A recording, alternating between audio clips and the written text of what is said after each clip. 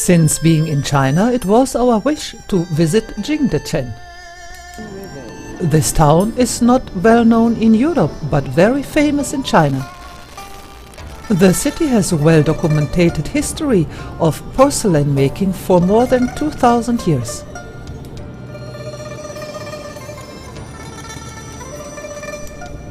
It's cold outside, and for the first time in my life I see bamboo in snow.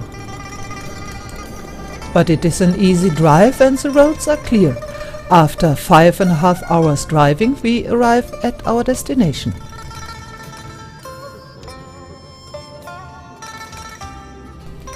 We checked into the Lagos Hotel and have been very pleased in the end with our decision.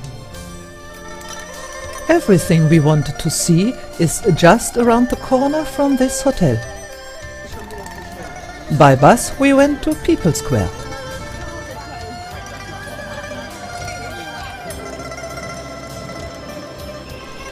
This is a place you need to go if you love porcelain.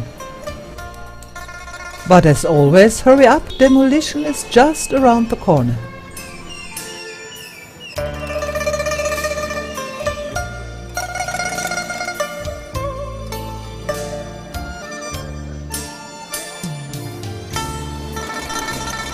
For quite some time we simply walked around to get a feeling for the town and the products you can buy. Around 5 o'clock, when the sun went down, all the small shops closed and we slowly walked back to our hotel.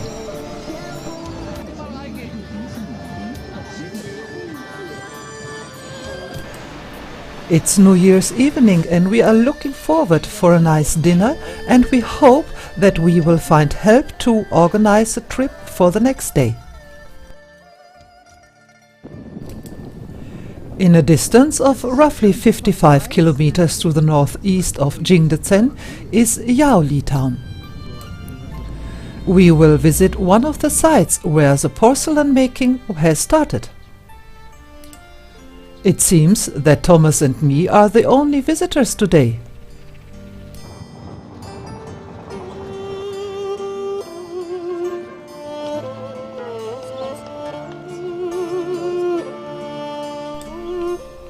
After buying the entrance tickets, we are driving a little bit further up the small valley. On our way back, we will visit this ancient Yaoli town.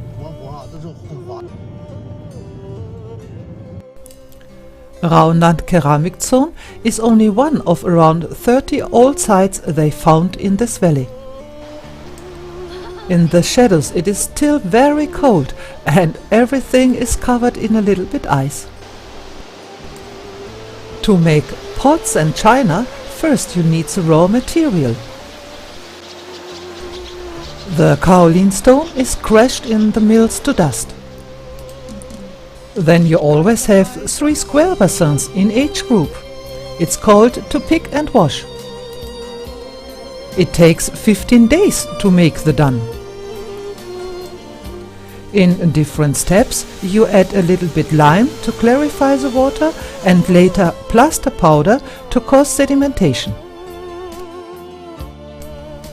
After a lot of water is vaporized, you need to thread it with your foot to get the air out of the material. At the end, the porcelain stone mud comes into a mold and it's dried like a brick. This process is called dun making, and from this dun later you can produce porcelain.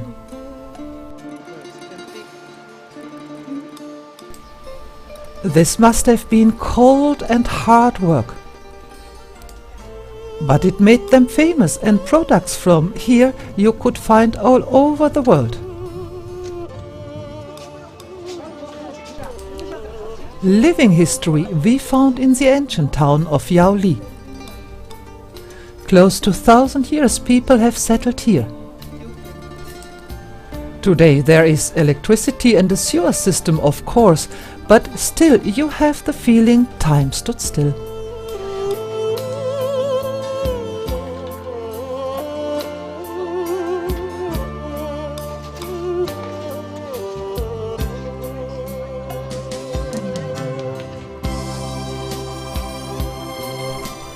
The social heart and the center of this small settlement is the clan hall of the Changs.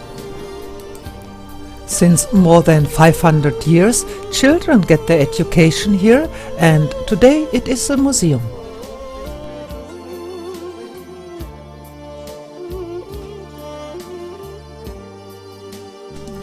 It is beautiful built and not over-renovated.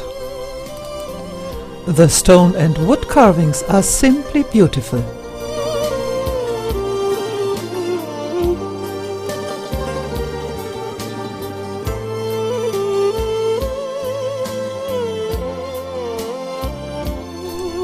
We stayed quite some time, and around every corner you can find something more beautiful. But it's time to walk the streets again and to get the feeling of today's life. In the big cities of China like Shanghai or Beijing, you hardly can find some impressions like this anymore.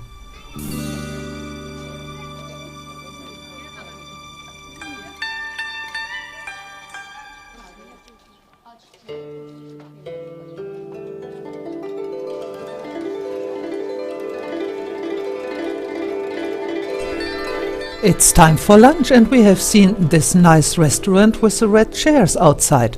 This will be the place for today. Our tour guide Peggy and her uncle, who is our driver, helped us to get some food.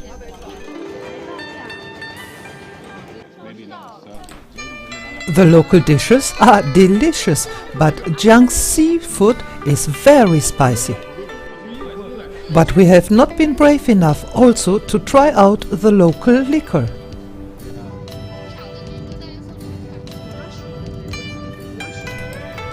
In the morning we have seen how the dun is made. Now we wish to see how they make potteries. The place to go is the ancient kiln folk customs museum. It is close to the city center of Jingdezhen, inside a small park and forest. Around 1000 years ago, an emperor decided to bring the porcelain production from the valleys into the town. They came to this place, and they still use the same technique.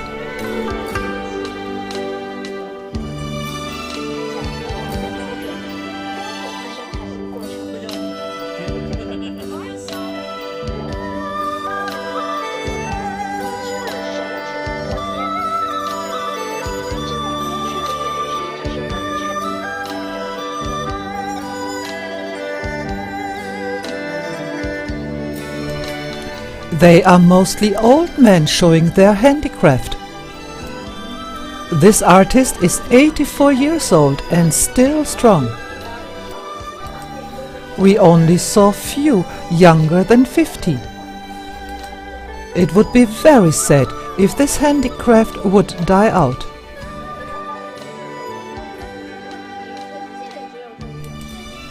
Imagine it takes 1 week to paint only one pyramid. That is why prices are very high if you want to buy something in this place. But the pottery is really special and unique.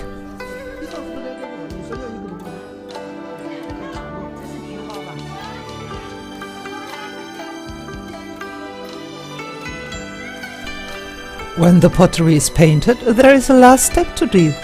It needs to be burned. The ovens are called kiln, and here they are still wood-fired. You need a lot of experience to make this process right, otherwise a whole load is wasted. It was a beautiful 1st of January, and we have learned a lot. So the next day we start shopping. You cannot leave Jingdezhen without some pottery.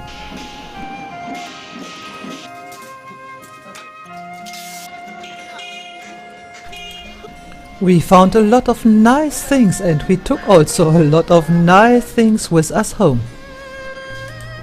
After all the things we have learned yesterday, we can worship this craft much more.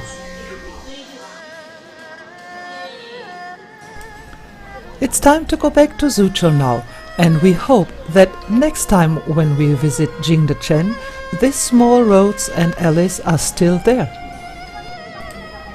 The next time we want to bring some friends with us.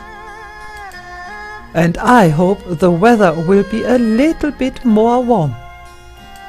Until then, Jingdezhen, ni hao and bye bye.